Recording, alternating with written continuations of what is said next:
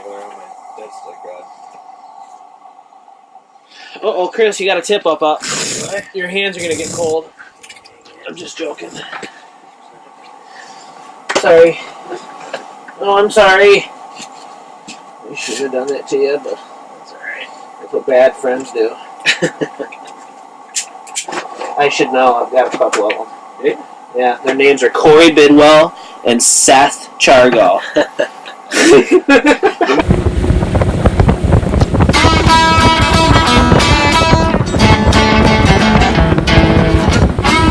How's that for a pike, y'all? Now, Chris, tell me, what was the secret to your success? I have no idea. They came right off the bottom, though. There's ice on the bed. Woo! Leg jump, baby! That is another very good representation of what not to do.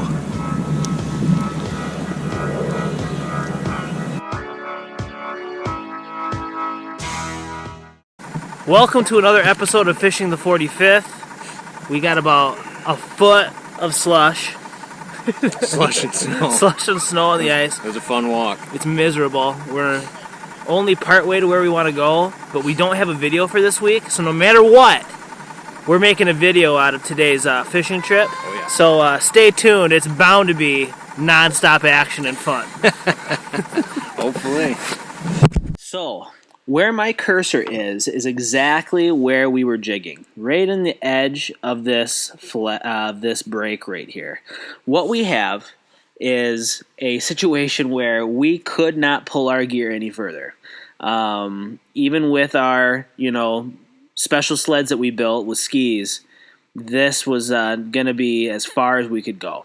So, we set up on this break. We have this 17, 18 foot flat here that drops into about a 23, 22, 21 foot flat out here. So the fish are out here midday. They push up into this as it gets to be prime time. And then once that sun starts hitting the top of that horizon and the light starts to fade, you get those fish pushing up onto these shallow banks and getting up into the shallow water chasing bait. And this is where we were sitting up and we were banking on. We were jigging here, and then we were running our tip-ups up the break. The reason why we don't sit tip-ups along contour lines is because unless you're positive that that's where those fish are traveling, you're going to be really limiting yourself as to what kind of activity you're going to see. But if you sit in like 16, right here we were sitting about 17 foot of water, and we had tip-up at 17, one at 15, and then one up at 13. That way, as the fish push shallow as the night goes on, you have a tip-up at every stage of the way. And hopefully, you can keep your tip-ups on bites during that period of time using this strategy. All right, back to the video.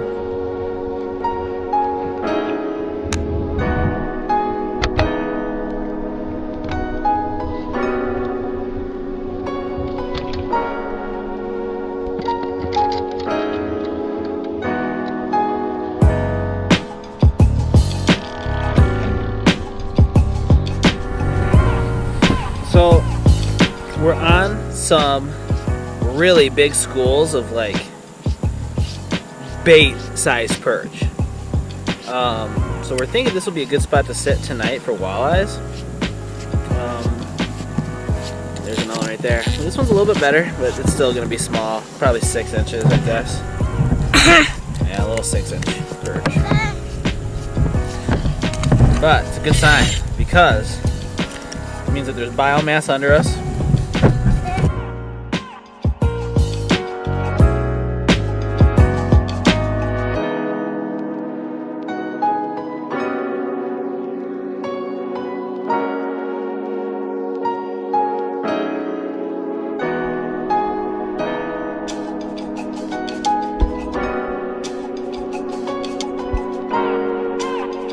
Look at that pike. Nice. Oh, bud, good job. I don't know if you can see it on there or not, but there's a bunch of little dink marks. There's a bunch of perch down there. And what we're looking for is for those to go away, because when the walleye actually do move in for the night, you won't get those little perch marks up chasing your baits because they'll be too afraid to come off of the bottom. And right now, I'm running a little VMC glow jig with a minnow head on it, and then I got a dead stick down next to me with sucker minnow on a slip bobber rig. So that way when he takes it, it's kind of like a tip up. Bobber will disappear, and you got time to set the hook instead of just having to grab it right away before he feels the pressure of the rod. So yeah, we'll see. Hopefully we'll get some fish for you guys. Holy smokes, it's got it tipped. That's a pike. That's a pike.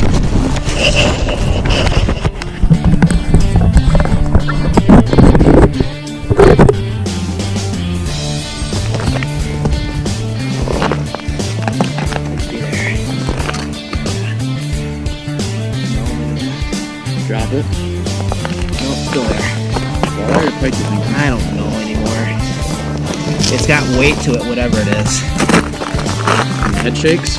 No, it's just weight. There's a little bit. This one has power. It's got weight to it.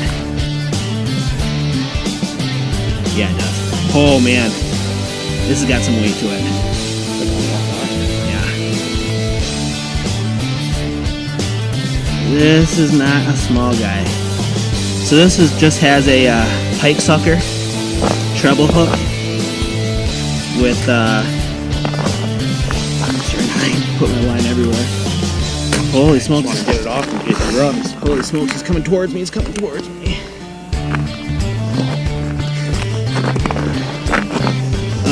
A pike sucker treble hook. Okay, I got it to my bobber here. I'll be able to get him. All right, we're to the leader. I think this is a little pike. There you go. I know.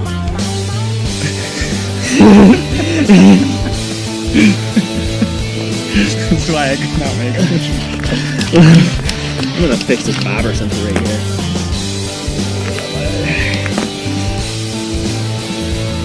He breaks off. Just a little pike, little snake. You want to grab that camera? Show the hole.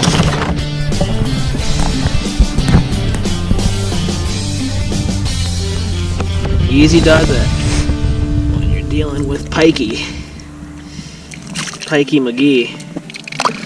Might be a legal one. Yeah, he might be. Chris will eat him. Yeah. Pike's good. Cold water. I like cold water pikes. It's pretty much the only fish I used to fish for in the wintertime. The hands are getting cold. Yeah, it's Oh, come on. pretty cold out here.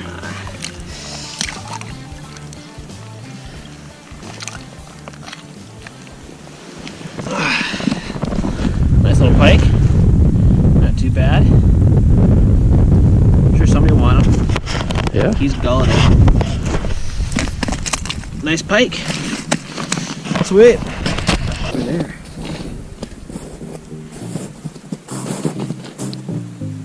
Maybe a big perch or a walleye? It's a walleye. Is it? Oh, or a nice perch. I think this is a walleye. This is a walleye. Or a dandy perch. Like a I'm excited perch or a decent walleye. Anything's possible. Walleye. Walleye.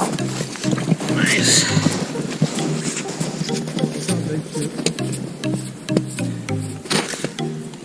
Nice 15-inch walleye.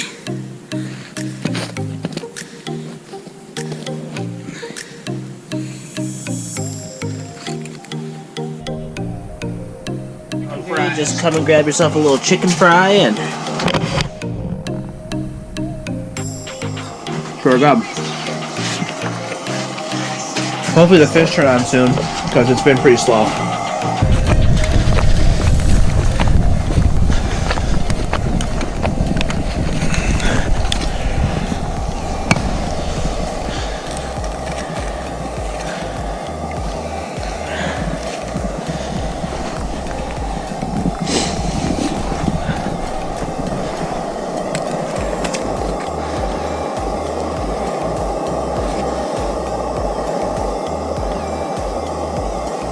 Oh yeah, this is a pike. Is it? Or a nice walleye. I think it's a walleye. The bobber wasn't too far down there. This is a big one, man.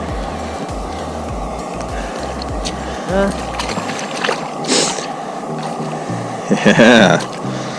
Nice eye. Probably what, 17 and a half, 18 inches? I'd say he's 18, 19, yeah. Yep. Nice fish. Yeah, nice fish. This one's pretty shallow, about 14 feet. And then we're clear out to about 17, fishing this break, and hopefully we can get a couple more before tonight's over. So, Chris, you should go back, get to jigging. They're moving through. I'm gonna go after him. All right.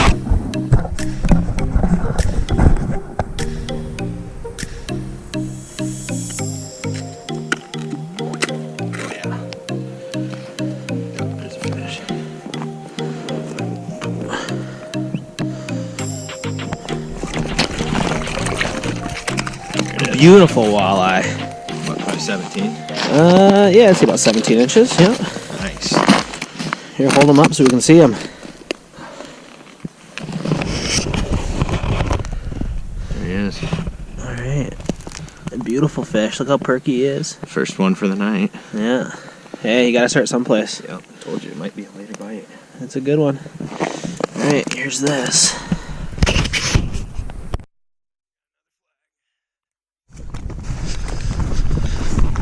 He's got the hot holes tonight.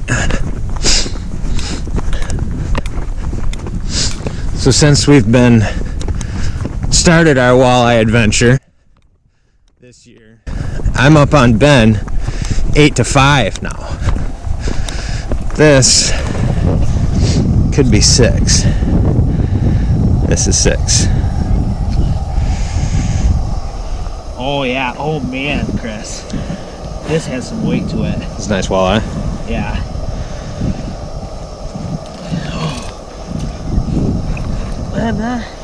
Not huge. Keeper. Keeper. There you go. Now that's an 18 incher. That other one was a little bit. That's a nice one. A little perky. Oh yeah. He's pretty pissed. He's not happy about the He situation. knows he's coming home. Yeah. All Released in Greece. Alright, how deep this one was? 17? Yep. There you go. There you go. Alright, you go catch one now. I'm gonna 6:21, 10 more minutes. 4 minutes.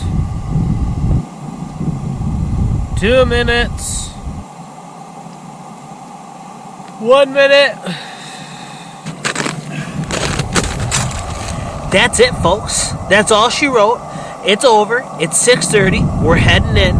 We'll talk to you in the garage a little bit about how we were set up tonight and what we were using. We'll see you in the garage. All right, so we are back in the garage.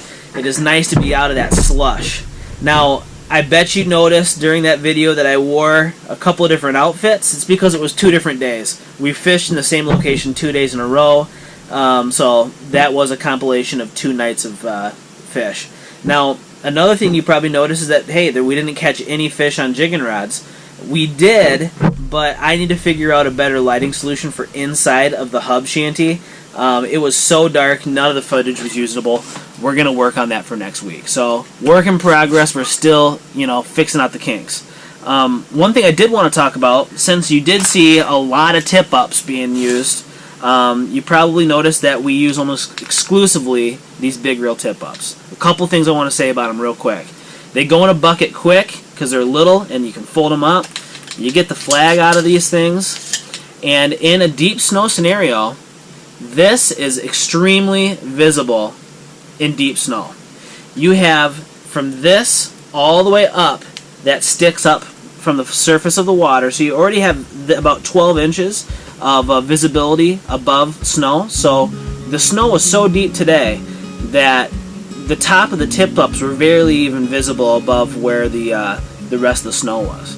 And then when that flag goes off, a fish just pulls this just ever so slightly and makes that flag trip. Now you've got this much coming up even further above the snow. So in a deep snow situation, these tip-ups are so nice. Another thing that's nice about them is the big reel. Because it's so big, when a fish grabs this, it's not going to feel that reel be there as much as a tiny reel. Also deep water, if you're in deep water, the big reel, when your hands are freezing cold and you're trying to get line out of 100 foot of depth, it's nice to have that bigger reel instead of spooling that little tiny reel. So invest in a couple of these tip-ups. Another thing that I want to touch base on is a lantern. A good lantern is worth its weight in gold. As you can tell, we use the lanterns a lot when we're out on the water. This is a Coleman North Star propane. You screw the propane tank on the bottom. There's no white gas to mess with. And I actually, when I'm sitting on the ice, will tuck it between my legs. Now, you have to be careful because you don't want to burn yourself. But it actually pumps out quite a bit of heat, too. So when we're sitting on the ice after dark, these lanterns are what allow us to be out there. And it's another reason why we were able to shoot this video, is because they actually work quite well. So that was this week for you guys. I hope you enjoyed it. Do me a favor, hit the subscribe button on YouTube, hit like this video, and show us some support. Leave a comment. What do you want us to talk about? We are going to touch base on a couple of things next week. Next week, I believe we're going to teach you guys how to use a Vexilar or a flash graph. I know there were some people that were wondering how our electronics work, so we're going to talk about that a little bit, and who knows what we're going to be fishing for. Fingers crossed, these lakes, they harden up a little bit, and we can get our snowmobiles out on them, and that's when it's really going to get exciting, because we're going to be able to get on top of some bites. We're going to be able to really pick apart these lakes, and hopefully we're going to be able to get back into the swing of things. I hope you have a good week, and like I always say, keep those lines wet.